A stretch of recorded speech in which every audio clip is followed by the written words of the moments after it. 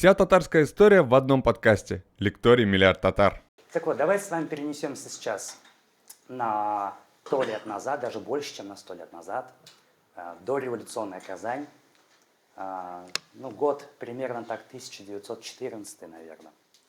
Представьте, что мы с вами находимся на Сенном базаре. То есть не на самом базаре, а на одной из улиц Сенного базара, в деревянном доме просветителя, мецената Шигаба Ахмерова. Может быть, это имя вам что-то говорит. Замечательный, талантливейший, красивейший человек.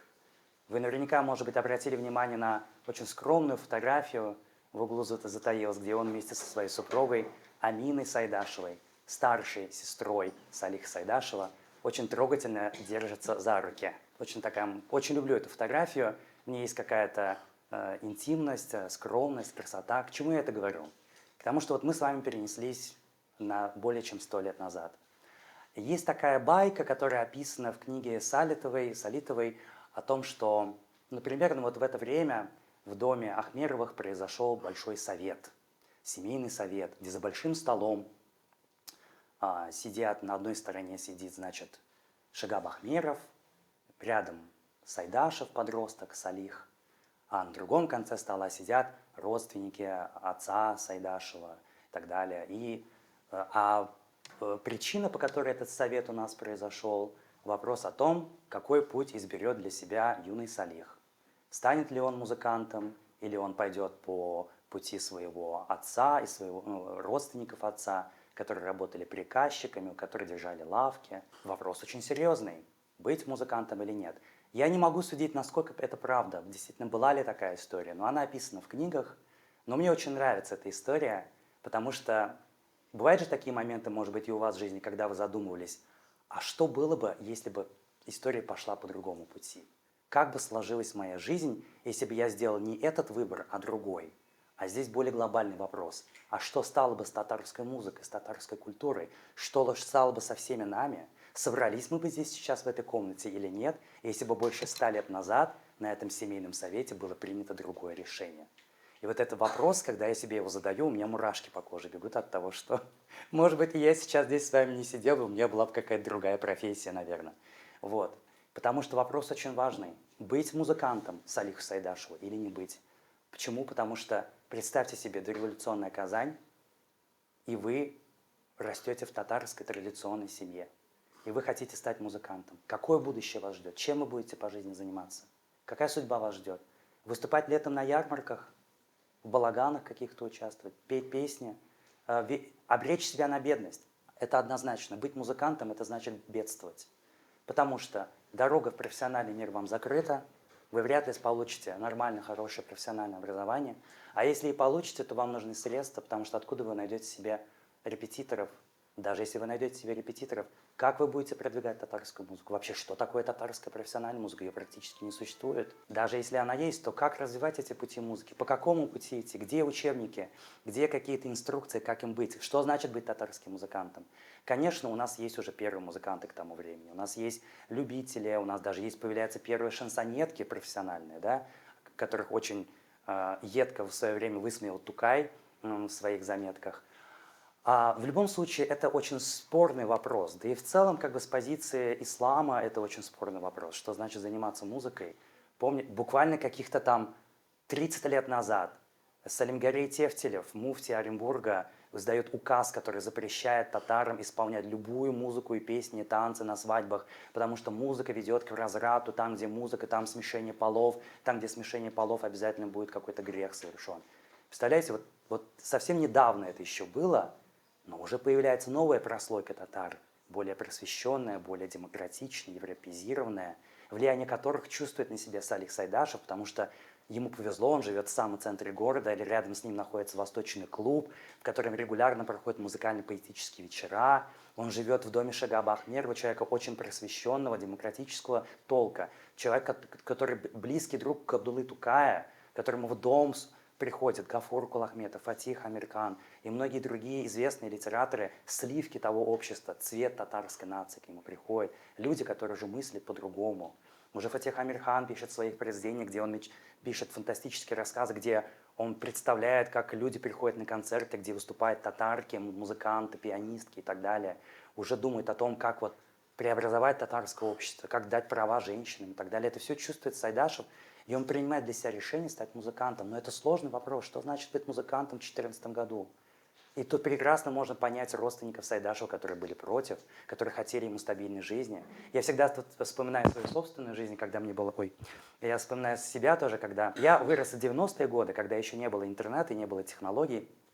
И тот же самый вопрос мне задавали мои педагоги по музыкальной школе. На дворе 99-й год, и мне говорят: ты что, хочешь стать музыкантом? Зачем? Ты хочешь, как мы, получать копейки тут в музыкальной школе? Кем ты будешь работать?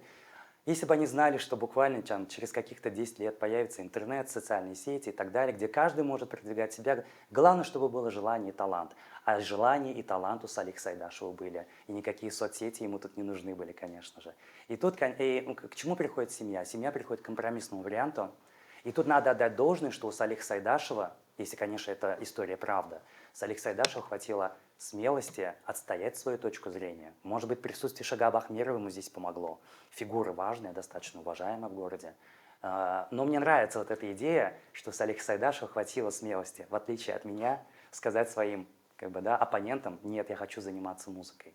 А нужно представить, что для того времени это был большой вызов. Татары воспитывались в очень традиционной семье. Попробуй что-то сказать старшим «нет». Никогда такого не было. Младшие должны безукоризненно слушаться старших. Но все-таки у Салиха Сайдашева хватило этой смелости, и семья приходит к компромиссному решению, что он будет заниматься и музыкой, а по вечерам будет помогать еще в лавке торговать. И вот я всегда задаюсь вопросом: а как пошла бы жизнь человека, если бы он принял другое решение?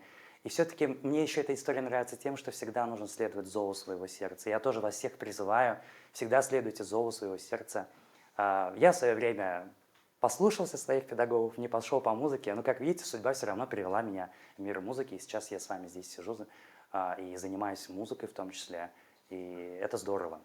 Итак, семья принимает решение, что Салих Сайдашев будет заниматься и музыкой, и еще параллельно будет помогать в лавке. Вот тут нужно отдать должное, что как раз-таки вот эта семья Шагаба Ахмерова, она, конечно, сыграла для него огромную роль. Невероятно огромную роль в том плане, что Шагаб Ахмеров, человек состоятельный, узнав о том, что Салих занимается музыкой, есть такие сведения о том, что сначала Салих стеснялся показывать свои знания о музыке, а он играл на гармошке, первый инструмент, который он освоил, в 7 лет. И вот когда Шагаб Ахмеров случайно услышал, что Салих занимается втайне от него музыкой, он решил ему помочь и нанял, во-первых, ему учителя Загидула Ярулина. Вам, наверное, об этом уже сказали на экскурсии. Это отец будущего композитора Фарида Ярулина, автора балета «Шурале». И параллельно с этим Шагаб Ахмеров приобретает ему рояль. Не просто там какой-то инструмент. В моде было дарить обычно мандолины. Тогда мандолина была просто топовым инструментом тогда. Все играли на мандолинах, все играли на домбрах. И это вы видели наверняка в экспозиции нашего музея, на фотографиях были вот эти ансамбли, скрипки, домбры, мандолины. Была мода на все европейское, на все европейские инструменты. А он дарит ему рояль. И это тоже очень странно, это не характерно. На самом деле, мы, конечно, понимаем, что средства позволяли, но все-таки это такая крупная инвестиция. Вот как думаете, сколько стоит рояль сейчас? В среднем, домашний даже, небольшой. Мы же говорим про акустический рояль, не про электронный, который сейчас цифровой есть. На самом деле хороший, нормальный рояль, он стоит салонный даже, 3 миллиона как минимум. То есть, машину легче купить, чем рояль. И тогда он стоил недешево. Я даже боюсь сказать, сколько коров надо было продать, чтобы купить один рояль. Конечно, инструмент был подержанный, бэушный, как говорят, у нас, но все-таки это рояль, это крупная инвестиция. Это о чем говорит? Что у Шагаба Ахмерова не было никаких сомнений в отношении Салиха Сайдашева и его таланта, абсолютно никаких. Потому что человек не стал бы вкладывать такие большие средства в безделушку, если бы он знал, что это было бы какое-то временное увлечение. А это не было временным увлечением, это было делом всей его жизни. И мы это даже знаем по тем воспоминаниям, что ведь когда Мансур Музафаров, ближайший друг и соседский мальчик, с которым они вместе росли, у них буквально бок о бок дома находились. Мансур Музафаров, будущий композитор, автор первого скрипичного концерта для скрипки и оркестра, первого татарского скрипичного концерта. Вот они мальчики, дворовые мальчишки, ходят в бешметах, бегают по этому базару сенному. бегают тайком на этот восточный клуб. И вдруг их принимают вот в этот ансамбль, да, они там в струнном ансамбле. Мансур Музафаров с детства играл на мандолине. И вот они попадают, значит, в этот новый мир, да, восточный клуб, изящный, интеллигенция. Сайдашев резко меняется. Как только он получает этот первый статус, вот дает вам, да, карт-бланш, вот этот мир, удивительный мир музыки, он меняется. Как ему говорят, как вот вспоминает Мансур Музафаров, он сменил бишмет, он начал носить костюм, бабочку, там белая рубашка, он стал себя очень серьезно вести. Как будто бы человек понял, что шутки кончились. Все, шутки кончились, начинается новая серьезная жизнь.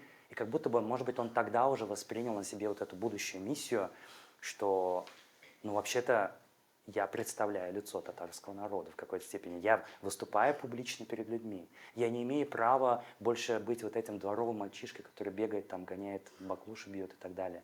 Я занимаюсь серьезным делом. И вот это серьезный подход к жизни, к творчеству, он всегда присутствовал в жизни Сайдашева. Но это никогда не было какое-то высокомерие, это не была никакая чопорность, никогда не было какое-то вот... Он знал себе цену, но при этом был очень простым человеком. Но вот это было отношение какое-то вот, понимаете, ты прикасаешься к высокому, ты прикасаешься к чистому искусству. А музыка — это самое абстрактное и самое чистое из видов искусств, потому что оно непосредственно апеллирует к чувствам, к эмоциям. Там нет какого-то, да, медиума между нами, как это есть в изобразительном искусстве или, допустим, в литературном творчестве. Музыка непосредственно влияет. Она вещь в себе, форма и содержание едины в музыке. И она непосредственно апеллирует к чувствам. И, конечно, когда ты прикасаешься к этому миру, ты чувствуешь это на себе ответственность. И мне кажется, он как-то его успел это воспринять. И мне очень нравится почему-то вот именно рассказывать про вот этот ранний период жизни, потому что, ну, даже вот у нас говорят, да, у нас лекция называется «Неизвестный Сайдашев». Но на самом деле давайте поговорим просто о Сайдашеве. Что значит неизвестный Сайдашев? Все-таки, признаемся честно, не так часто мы слышим о Сайдашеве. Нам бы сначала базу узнать бы. Вот действительно, вот сидишь и думаешь, вот как сейчас, видишь, выражение, да, у молодежи база. Да, вот базовые знания какие-то. Нам бы основу сначала изучить Сайдашева. И мне кажется, еще очень много нераскрытых есть моментов в его жизни, которые требуют своего изучения. Один из таких моментов, очень загадочных, это, конечно же, время, когда наступает революция. 17-й год. Салих Сайдашев с распростертыми объятиями принимает новые реалии, потому что он понимает, что советская власть открывает новые возможности. Да, потом советская власть, конечно, очень сильно катком пройдется по нему, по его друзьям. Но это будет все потом, еще лет 15. А пока на дворе новые веяния, на дворе новые надежды. Если вы читали повесть Амирхана Яники «Воспоминания барышни Гуляндам», по которым вот недавно у нас был спектакль «Тынлык», я имел честь приложить руку к этому спектаклю в качестве сценариста. Так вот, в этом романе, маленьком романе, в повести, там есть как раз-таки есть, ну, понятное дело, что это художественное как бы творчество Амирхана Яники, но оно, мне кажется, отражает дух его, где Сайдашев обращается к своей ученице, он говорит: неужели вы не слышите этот шум времени, неужели вы не слышите музыку этого века, настало время перемен, надо порвать со всем прошлым, надо жить. Там как раз-таки история о том, как Сайдашев пытается как бы эмансипировать свою ученицу, вот. А это действительно вот ее воспоминания, да, Фатима и Зухра, ее так звали, это первая ученица Салиха Сайдашева. Воспоминания, она оставила потом мемуары о встрече со своим учителем. Копия этих мемуаров хранится у нас здесь в экспозиции, вы, наверное, это успели увидеть. Если нет, можете потом посмотреть. Так вот, суть в том, что Салих Сайдашев призывает ее именно услышать эту музыку времени. И я к чему это говорю, что Салих Сайдашев, он с распростертыми объятиями принимает советскую власть и вступает в ряды Красной Армии. И вот этот период, начиная с 18 года до 22-23, когда он возвращается в Казань и окончательно здесь уже остается, вот эти 5 лет – это просто самые сумасшедшие, самые запутанные годы в жизни. Там очень мало что о нем мы знаем. Из своей автобиографии он очень скупо пишет. Вообще в этом плане, конечно, Сайдашев был очень такой скромный человек, немногословный в том плане, что не любил о себе рассказывать, и даже вот читаешь его автобиографию, ну прям очень скупо написано. И вот этот период, революции и гражданской войны он очень странный. И на самом деле в том плане, что было много скитаний. Это как раз-таки вот эта его первая любовь. Он влюбляется в свою ученицу, предлагает ей стать его полковой женой, но родители ее не отпускают никуда. Ну, тоже понятно, да, на дворе гражданская война, и куда ты поедешь, да, ты дочка богатых родителей, куда ты поедешь с каким-то музыкантом где-то там на фронт, в неизвестность и так далее. Так вот, он уезжает на фронт и очень активно работает. Он уезжает в Буинск, где в Буинске вместе с Фатхи Бурнашем, будущим драматургом, с которым они создадут знаменитую, значит, музыкальную трагедию Тахира Зухра, они вместе в Буинске создают первый струнный оркестр и духовые оркестры. А еще они пытаются создать там татарские, чувашские хоры.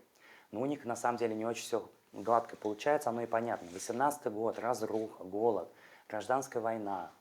И вот их там, значит, перевозят на санях зимой, поселяют там в доме какого-то там репрессированного бая и так далее. Потом он вспоминает, как в этой комнате там на деревянном полу лежат эти экспроприированные музыкальные инструменты, которые там сусеком собрали по всему городу, а музыкантов-то нет, их еще обучать надо. И вот Салих Сайдаш берется за этот труд обучения. И вообще, конечно, у него были удивительные педагогические навыки, в том числе вот он невероятным терпением обладал. Можете себе представить, да, вот стоит задача создать оркестр. Ну откуда его брать-то? Музыкантов-то нет, все уехали на фронт, никого нет. И вот эти вчерашние школьные мальчишки, их надо обучать. И вот он их начинает обучать. С хорами было чуть сложнее. Дело в том, что у татар не было традиции исполнять музыку хором. Может быть, вам об этом на экскурсии тоже говорили. Все-таки мы более как принадлежащие к восточной традиции. Музыка для нас это очень интимный момент. У нас нет навыков исполнения публичного, да. То есть для татар это новинку петь хором. И вдруг их призовут петь хором, да не просто хором, а еще на два голоса поделить.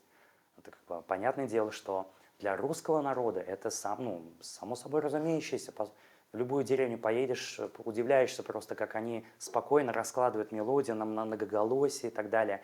А у татар все-таки мелодия, она одноголосная. Это очень характерно для восточной музыки. Это когда берется какое-то сочетание нот, да, у татар это в основном пентатоника, там 5 нот, да.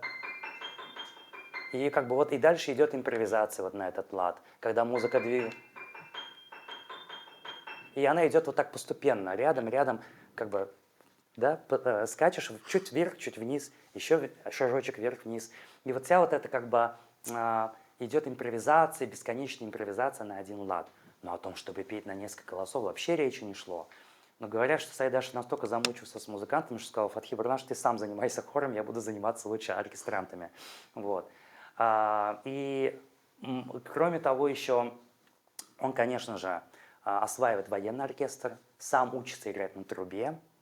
И еще параллельно с этим он сам еще работает корнетистом. Ну, корнет это тоже инструмент, похожий на трубу, немножко просто другая техника исполнения. И вот так он постепенно осваивает все духовые инструменты военного оркестра. И это удивительно.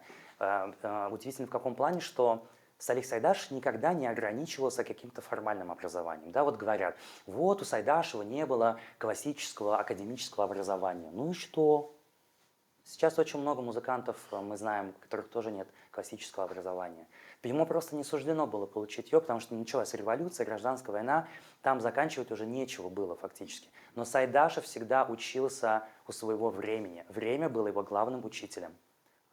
Время его было главным учителем в первую очередь. И в этом отношении он не боялся никогда брать уроки. Да? То есть, понятное дело, что первым учителем его был Загидулла Яруллин, когда он был еще ребенком. Понятное дело, что он какие-то уроки брал в музыкальном училище, там, но потом, там Радевич у него был, да, педагог, но при этом он ведь еще работал и топером, да, потом позже вот. Мы все помним, да, первые немые фильмы и так далее, нужно было музыкальное сопровождение. На самом деле это невероятно сложно быть топером, потому что это надо обладать феноменальной импровизационной техникой. Да? То есть ты смотришь фильм, ты должен следить за кадром, тут же подбирать какой-то необходимый тон, аккорд, мелодию, что-то тут же сварганить на фортепиано, сыграть. И каждый раз это что-то новое, разное. И многие современники отмечают, что у Салиха Сайдаша была, конечно, феноменальная пианистическая техника. Спасибо, наверное, вот тому самому роялю, который в свое время Загидулла Яруллин ему подарил. И еще есть такой тоже момент, который я очень люблю вспоминать. Вот фамилия второго педагога я, к сожалению, забыл, хотя она всегда у меня была на устах. Обычно я Радзевича забываю, а вот второго я сейчас не вспомню. Дело в том, что однажды Игрус Салих Сайдашева, а он к тому времени уже был, вернулся из фронта, это 22 год и так далее. Он работает репетитором, как сейчас говорят, краш всех девушек, да, и так далее. Все в него влюбляются, красивый, молодой, густая шевелюра, голубые глаза, высокий лоб, белая кожа, скромный, обаятельный, интеллигентный, всегда красиво одетый. Вот. И, конечно же, он популярен, да, репетитор.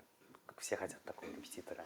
И вдруг его игру случайно слышит вот этот профессор музыкального училища, и он ему говорит такую фразу: «Молодой человек, у вас нет техники, вам надо начинать все сначала». Но представляете, вот вы звезда, да, у вас уже имя есть в городе, вас сам Карим Тинчурин пригласил работать в первый государственный показательный драматический театр, татарский драматический театр имени Красного Октября, заведует музыкальной частью. И вдруг вам подходит какой-то там дед и говорит, что у вас нет никакой техники. Ваша реакция какая будет? Да, кто-то возмутится, наверное, кто-то просто, как с гуси вода, да что там критика мне, я вот звезда. А Салих Сайдаш так не поступает. Он идет к нему и начинает брать у него уроки. И они действительно начинают все с нуля. И мне кажется, вот эта школа, которую ему дал вот этот педагог по пианистической игре, мне кажется, она отразилась в какой-то степени и в самом произведении Сайдашева. Потому что вместе с ним они начинают изучать в первую очередь Моцарта. А Моцарт невероятно сложный композитор по игре. Вот когда открываешь ноты Моцарта, кажется, что они очень простые. Ну, как бы там, не знаю, там Рахманину гораздо сложнее играть технически. А Моцарт, ну, вроде бы там как-то можно справиться. Но это технически сыграть может быть несложно. А ты попробуй извлечь оттуда звук, мон, да? У каждого произведения же свое звучание уникальное. Попробуй извлечь из него, а Моцарта очень сложно играть. Это всегда, вот как говорят, это да, атака, да, то есть как ты кладешь руку на фортепиано, с какой силой ты ударяешь инструмент, как ты отпускаешь пальцы, да, это вот, это все достигается только упорным трудом, и они начинают с базы, они начинают играть Моцарта. И вот это, и мне в какой-то степени Салих Сайдашев напоминает Моцарта именно вот эта прозрачная фактура, какая-то легкость звучания, свет. Вот Моцарт, он очень светлый. И у Моцарта практически нет произведений в минорных тонах. Ну, наверное, знаете, что такое минор и мажор, да, представляете себе, да? Там мажор — это вот когда радостное, а минор — это грустное. Грустное, да? Вот. Ну, вот таких в минорных ладах у него практически нет произведений, там по пальцам пересчитать. И у Сайдашева то же самое, но очень мало. Вот. В основном у него все мажор, ясное, яркое, что для меня тоже удивительно, потому что ведь потом, гораздо позже у Сайдашева начинается очень тяжелый период его жизни, да, когда из Тинчурина расстреляют, и позже, когда его лишат работы в театре, и когда его произведение будет исполняться, и когда в Москву он поедет, там от него будут требовать написать оперу, а у него никак не получается, и вот этот постоянный прессинг, что ты должен писать крупные формы, как бы кладут его в это прокрустово ложе, да, и ломают его натуру. Но это никак не отразилось практически на музыке. Музыка все равно самая светлая. И даже его последнее произведение, мои песни, да, «Жерларом на стихи», Мусы Джалиля, она тоже написана в светлом до мажоре. Вот, есть такое понятие, да, синестезия, когда у нас определенные звуки ассоциируются с определенными цветами.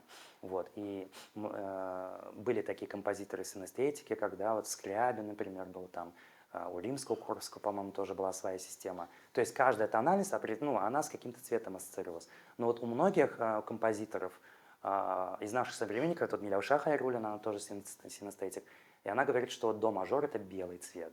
И мне кажется, это очень символично, да, что у Сайдашева его последнее произведение, которое незадолго до смерти написал Жерларом, тоже написано было в до мажоре. А до мажор — это белый цвет. А белый цвет у нас с чем ассоциируется? С Сайдашевым. Белый костюм, белая бабочка, белая комната. Цвет чистоты, цвет, который вбирает в себя всю остальную гамму цвета. Это, конечно, в этом плане удивительно. Сайдашев поэтому у нас был известен не только как музыкант, но и дирижер, как педагог. Но самое удивительное, вы даже не поверите, Салих Сайдашев успел побывать даже режиссером. А в 1981 году в Ташкенте издается книга «60 лет Каттакурганскому драматическому узбекскому театру», где там есть список как бы постановок, и там среди постановок есть какой-то спектакль, по-моему, «Кровавый день», что ли, он называется. И «Кровавый день» там есть, и еще один там есть «Дети свободы», Эрик Балалары, узбекская пьеса, и там режиссером значится Салих Сайдашев. И там даже было написано, что якобы он был режиссером с 22 по 28 год. Хотя как это может быть, если он с 22 года уже живет окончательно в Казани? Но на самом деле это как происходило? Ведь театральный сезон в 20-х годах был очень короткий в театре, в основном с октября по апрель, а все остальное время ты ничем не занят. И часто бывало так, что театр заключал договоры с музыкантами на один сезон. То есть вот апрель наступает, все, в мае у вас работы нет, живи как хочешь, денег нет, бедствуешь. И Салих Сайдашев очень часто в 20-е годы уезжал в Узбекистан. С Узбекистаном его связывают очень тесные контакты, где он выступал в качестве музыкального оформителя и в качестве режиссера в том числе. Ну, жить-то как-то надо, и в этом плане меня тоже удивляет Сайдашев, его многозадачность. Человек, который... Вот я не умею две вещи одновременно делать, вот честно скажу. Мы сейчас готовимся к встрече Раиса, а параллельно мне надо готовиться к лекции. Я понимаю, что я не успеваю ни к тому, ни к другому подготовиться. А у Салиха Сайдашева как-то это получается. Потому что в театре он работает. Во-первых, заведующий музыкальной частью, надо писать музыку к спектаклям, надо репетировать с вокалистами, то есть, ну, как бы вот драматические актеры, они же не профессиональные певцы, их надо как-то натаскивать, тренироваться с ними, там, распевать их связки, это как в фитнес-зал ходить, каждый день надо тренировать эту мышцу, да, вот в горле у нас, которая. Параллельно с этим в антрактах надо успевать играть со струнным оркестром, заниматься музыкой. Плюс еще радио, он ведь еще и на радио работал. Я всегда говорю, что Салих Сайдашев был первым диджеем на радио. И вот эта многозадачность, то есть и вдруг он потом летом уезжает в Узбекистан, и там выступает в качестве режиссера. Даже вот такое он было. Это опять же дань тем вот этим бурному пятилетию, когда наступила революция, потому что в то время, если мы перескачем назад немножко, в 18-е годы, тогда были вот эти музыкальные фронтовые группы татарского театра, которые ездили по всему вот этому, значит, по всей стране, по Средней Азии, где они выступали с концертами. И Салих Сайдашев в свое время с Тинчуриным вместе, там, с Фатимой Ильской, с Камалом II и так далее, с Таждаровой, они все гоняли вот по этим кишлакам, выступали там с оркестрами. И в этом плане, конечно, татары, узбеки очень, как бы так, ну, должны нам, татарам, в том плане, что мы действительно мы были эталоном для многих народов Средней Азии по созданию именно музыкального и драматического театра. И вот Сайдашев в этом плане тоже выступает и режиссером, и даже он был актером, об этом тоже были байки, но это уже было здесь, в Казани, когда он устроился работать в татарский драматический театр, которым руководил Карим Тинчурин. И тут, конечно, надо отдать должное Кариму Тинчурину, гению Карима Тинчурина, который заметил в Салихе Сайдашеве его организаторские способности. Ну, конечно, он его прекрасно знал, они уже с гражданской войны фактически друг друга знали. Вот. Но он заметил в нем вот эти организаторские способности, потому что с 22-23 годов начинается вот эта самая плодотворная, самая бурная деятельность Салиха Сайдашева, самая плодотворная, которая связана была с татарским театром. А нужно понимать, что тогда в татарском театре 20-е годы, во-первых, опять же разруха, да, недавно был голод в Поволжье, денег нет, но при этом как бы период НЭПа, да, период относительной свободы. И вот эта свобода, она чувствовалась и в нашем театре, в татарском драматическом театре, она ощущалась, эта свобода. Этот хаос, которого потом уже никогда не будет. Может быть, это хорошо, а может быть, это плохо. В чем это проявлялось? Не было репертуарной политики, которая потом появится в 30-е годы, когда каждую букву надо согласовывать. Тогда был сумбур. Спектакли появлялись чуть ли не каждый месяц новые премьеры. Это сейчас в Камалском театре, дай бог, 2-3 премьеры за год будет, да? Но в целом неплохо это, да, многие театры так делают, 2, 3, 4 премьеры, а тут чуть ли не каждый месяц. И бывает, что иногда выпустят спектакль, а он 2 месяца в репертуаре продержится, и потом хоп, и все, его снимают с репертуара. И это, конечно, грустно, потому что ведь Салих Сайдашев пишет музыку к спектаклям, а если спектакль снимается с репертуара, с музыкой, что происходит? Она уходит на полку. И, конечно, никакого там четкого архива не было, все эти музыка терялась. Даже Дмитрий Шостакович в своих воспоминаниях жалуется на том, что вот не ценят театры театральную музыку, не ценят они ее. Вот все снимается репертуар, и все, музыка уходит на полку. Я, по-моему, прочитал это в одном из томов. У Шостаковича есть 15-томное собрание сочинений, и там есть аннотации к каждому тому. И я там читал как раз-таки аннотации к его спектаклю «Клоп» по Владимиру Маяковскому. И вот он там как раз-таки жалуется на том, что вот, ну, не ценят театры музыку, то урежут, то переделают, то еще что, то вообще выкинут. И в какой-то степени, наверное, это было и с музыкой Сайдашева, потому что когда ты открываешь какие-то справочники, вот эта боль просто, к сердцу крови обливается, музыка утеряна, музыка утеряна, музыка утеряна. Более чем к 60 спектаклей он написал музыку, и дай бог там 1/3, может быть, сохранилась. И даже то, что сохранилось, оно сохранилось не полностью. Где-то музыка отсутствует, где-то она была реконструирована силами, опять же, отдельных энтузиастов. Но вот это наша боль, когда ты видишь, что музыка утеряна, музыка утеряна. И особенно вот эти, было бы интересно послушать вот эти первые его шаги в музыке, которые он сделал еще в Узбекистане, потому что вот эти спектакли «Кровавый день», «Дети свободы», они были написаны, они шли с музыкой. Там как раз-таки вот этот Бурханов, что ли, у него фамилия, Ислам Бурханов, по-моему, автор вот этой монографии о Каттакурганском театре, он как раз-таки там пишет, что сопровождалась музыкой, и вот Салитова, она пишет в своем исследовании, что наверняка Сайдашев, вот это увлечение восточной музыкой, может быть, еще оттуда идет еще у Сайдашева, потому что он, опять же, он же был очень любознательным человеком, все впитывал вокруг себя. А у узбеков у них была вот эта традиция площадного театра, какого-то, да, действий, ну, каких-то этих площадных мероприятий, где вот с этими, да, длинные вот эти инструменты, есть зурны там и так далее, вот это все. И там как раз-таки вот упоминается, что он написал там какую-то узбекскую сюиту какую-то. Опять же, это ноты утеряны, к сожалению, но вот было бы очень интересно послушать.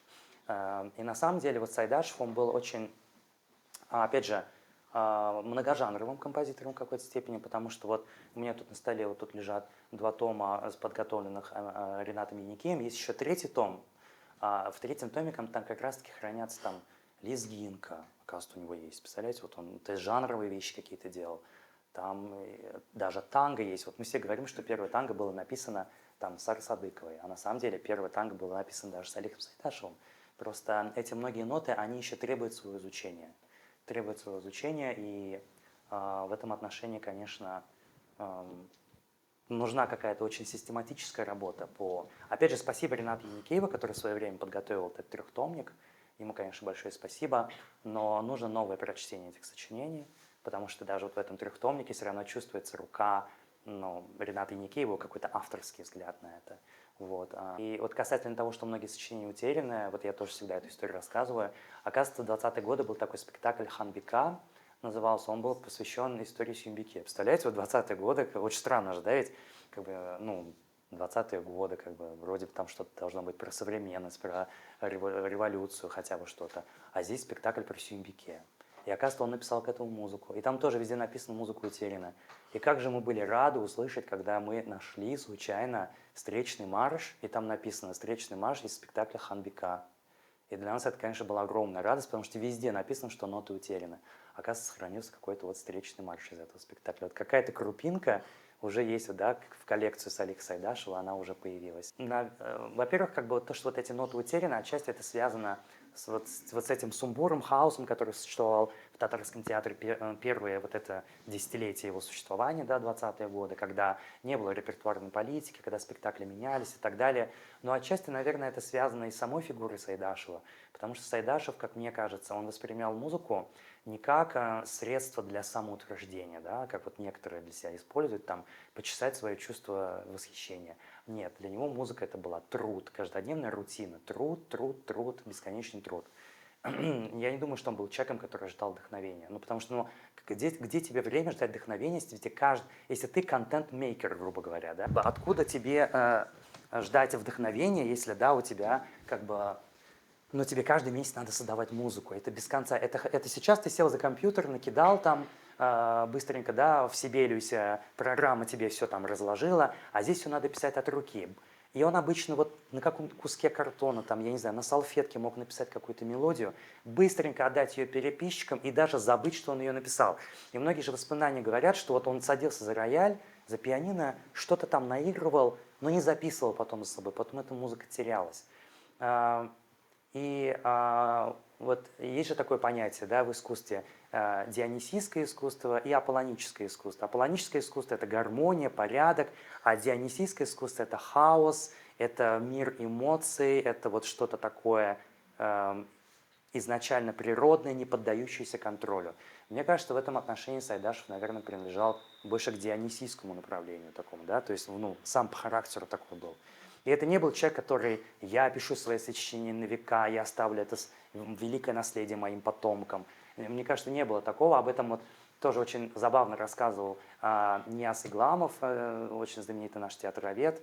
Вы наверняка его имя слышали. Он там тоже приводил в пример двух поэтов, не буду называть имена которых. Он говорит, вот он говорит, есть два поэта. Он говорит, я в детстве помню, говорит, как мы приходили в гости, и к нам выходил один поэт, там такой... Я что-то, говорит, написал и не помню, куда-то там засунул, потом что-то ищет, найти не может. А есть другой поэт, которого к нему домой подаешь, как в музей. У него все по полочкам разложено, по годам, где какое сочинение написано, в каждой папочке все подшито.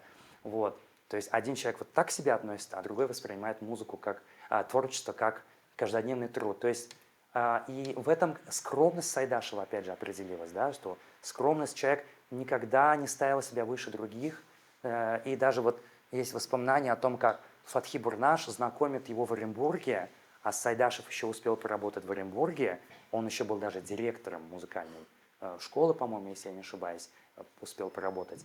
И вот он, значит, приходит в этой шинели, в шлеме, в солдатских сапогах, но его представляет, а у него имя уже тогда есть. Потому что тогда из соседних деревень там уже люди съехались. Я путаю, это был не Оренбург, это был Буинск. В Буинске у них существовала музыкально-драматическая студия. И вот эту музыкально-драматическую студию, которую Фатхи Бурнаш открывал вместе со своим братом Бафой Бурнашем, они говорят, вот смотрите, мы сейчас представим вам Салих Сайдашева. А там вот и реально вот из других деревень, даже из Чувашии люди приехали, потому что большое событие. Появляется в Буинске первая музыкально-драматическая студия для простого народа. Он говорит, вот это наш главный педагог, вот он будет обучать вас музыке. И он весь покраснел, он со всеми за руку поздоровался. Покраснел, очень скромный, тихонечко, быстренько сел в уголочек, там сидит, молчит себе. Вот такой он был человек. И этот человек, конечно, она чувствуется, это есть ощущение и в его музыке, конечно же, да. В его музыке какая-то демократичность. Вот люблю это слово, демократичный автор, народный автор, простой, естественный. И это, конечно же, ощущается во всем его музыке.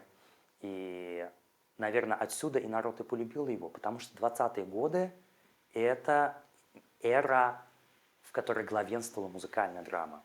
У нас тогда 20-е годы татарская музыка идет по двум рельсам. Один рельс – это музыкальная драма, которая развивался Салих Сайдашев вместе с Каримом Тинчуриным.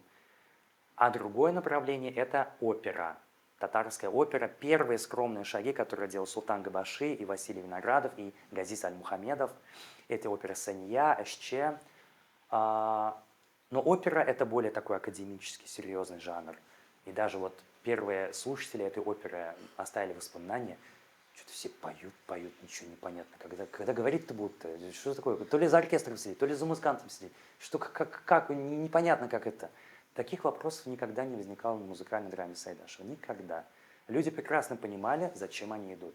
Им будет рассказана понятная история, где есть четкий злодей, есть четкий положительный персонаж, есть девушка, которую надо обязательно спасать, да, грубо говоря. Понятная мелодраматическая история. Обязательно это будет из жизни какой-то деревенской. Ностальгия, да. Помните, вначале я вам говорил, да, люди, которые приходили к нам в музей, говорят, мы скучаем по старому музею, это вас говорит ностальгия. Вы помните себя молодыми, красивыми, когда вы сюда приходили, юными, вы помните это чувство. И, конечно же, наш музей тоже отразил 90-е годы в себе тоже, время экспериментов, время свободы и так далее. И вот здесь то же самое. Люди приходили на спектакли Сайдашева, чтобы испытать это чувство ностальгии. Почему? Потому что в 20-е годы очень сильно поменялась эта социальная страта казанских татар. Да? Очень много людей приехало из деревень. Это вчерашние деревенские жители, которые сейчас живут в городе. Это время тяжелое, 20-е годы, недавно пережили голод, в стране разруха, денег нет. И люди скучают по тем временам, когда они слышат Сабантуй, там какие-то, да, вот в «Голубой шале» знаменитые сцены Сабантуя, да, вот эти танцы из наемщика. И люди приходили, конечно же, послушать вот эту музыку и окунуться в свое прошлое, в свою прошлую жизнь и так далее. И в этом плане Тинчурин и Сайдашев, они были гениями даже, наверное, маркетинга в какой-то степени. Да, вот есть же такое понятие маркетологии, боли аудитории, закрыть боли своей аудитории. Сайдашев и Тинчурин закрыли эту боль с лихвой, потому что действительно музыкальные драмы, они были бестселлером. И изначально Сайдашев свои первые музыкальные драмы, конечно, создает на народной мелодии. Он очень скромно, постепенно наращивал вот этот процент авторского материала. Вначале это были обработки народных мелодий. Но тут надо отдать должное, вот гений Сайдашева даже в чем заключается. Да? Вот мы говорим музыкальная драма. А что такое музыкальная драма? Вот для вас что такое музыкальная драма? Как бы вы ее определили? Как жанр? Спектакль с песнями. Спектакль с песнями, да, с музыкой, но это не просто спектакль с песнями и с танцами, а это спектакль, в котором музыка выступает действующим лицом, она выступает комментатором. Это как если бы вы читали бы пьесу, а на полях автор оставил бы вам заметки, как если бы мы пьесу превратили бы в повесть, да, где появился бы авторский голос. Голос, который комментирует и объясняет нам то, что нельзя объяснить словами. А что нельзя объяснить словами? Это чувство. Чувство. Опять же, музыка напрямую воспринимается чувствами. Ой, я не планировал, честно говоря, вам ничего играть сегодня, но я просто хочу вам показать один вот просто гениальный момент, да? Это не этот том. Гениальный гений Сайдашева просто в чем заключается.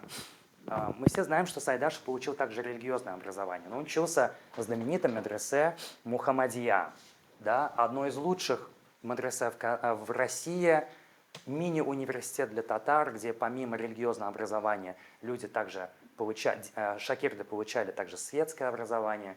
И вот тогда многие шакирды учили религиозные книги по распевам. Да? Вот, была такая традиция, да, когда ты богословскую литературу учишь на распев.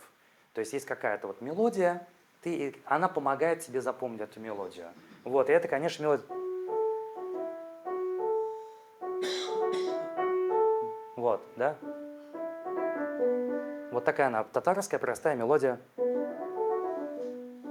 пентатоника. Что делает Сайдашев?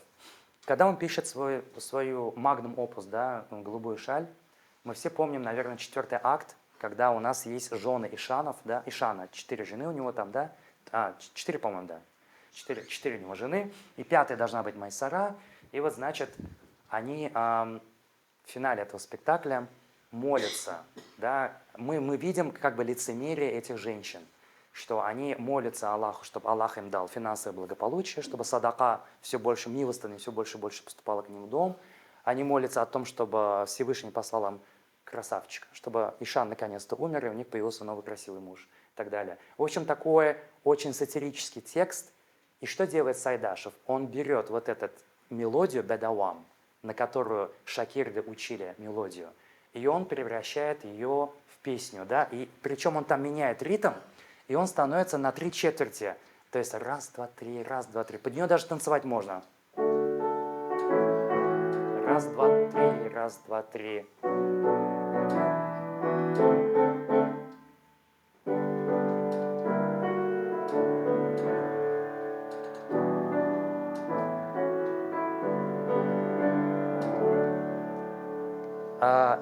Текст сатирический, но в этой мелодии нет каких-то диссонансов, угловатостей. Музыка при этом, она не сатирическая, она ироническая. А что такое ирония? В чем разница между сатирой и иронией?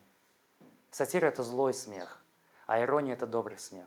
Даже здесь отражается человечность Сайдашева. Он подсмеивается над своими героинями, но не осуждает их. Мы все люди, мы все хотим, чтобы у нас было финансовое благополучие. Мы все хотим себе красивых. Мы хотим быть вечно молодыми, вечно богатыми и так далее. Мелочно, но мы тоже люди. И поэтому музыка такая. И там пауза стоит. Да? Потому что иногда в паузе сказано больше, чем в самой музыке. Пауза, она такая немножко хромает, эта музыка, потому что это грузные большие женщины, которые ходят из дома в дом, там каймак, там коклаган кас, и вот это все. И поэтому музыка немножко такая хромающая. Опять пауза, и потом. И дальше идет гармонический минор. А он мог бы и так написать. Но вместо этого он делает... Вообще в музыке, когда используется гармонический минор, такое немножко романтическое настроение создает, благородное. Он немножко придает им чуть-чуть изюминку благородности. Да, мы поднимем, подсвеемся, но немножко придадим романтический флер. Потому что они искренне этого хотят, они искренне в это верят, они действительно хотят себе хорошей жизни. И в этом плане Сайдашев, вот гений Сайдашева, во-первых, он использует традиционный религиозный мотив, перекладывает его в другой контекст. Вот что такое комедия? Это когда вы помещаете что-то одно в другой контекст. И вот контраст, несовпадение того, что есть и как должно быть, создает комический эффект. Здесь то же самое. Мелодия, под которой там священный текст читается, вдруг профанируется вот этим желанием этих, значит, жен Ишана, да, материальными вещами заменяются. Их молитва абсолютно приземлена и материальна. И Сайдашев берет этот религиозный мотив, кладет его в совершенно другой контекст, ставит на этом комический эффект, приукрашивает еще вот этим гармоническим минором, да, таким. Такой, да, такое же торжественное, такое немножко придает этому, вот. Или он использует там септаккорды. Такой тоже, немножко такой романтический, какой-то задумчивость какая-то в этом. Вот. И вот это, конечно, создает вот это очень невероятную атмосферу. Тонко сделано. Он же мог грубо это сделать, да, грубо. Ну, там, 20-е годы, да, там, долой все старое, долой, значит, это патриархальные устои. Это можно было сделать очень сатирически, как, наверное, сделал бы, там, не знаю, Шостакович какой-нибудь, да, там, добавить какие-нибудь угловатости, там, колкости, диссонансы. А Сайдашев очень тонко, он подсмеивается над ними. Он их вроде бы и осуждает, и в то же время не осуждает. Мы все люди, мы такие же, что их судить? Давайте просто с вами немножко посмеемся над этим. В этом, конечно, гений Сайдашева выражается.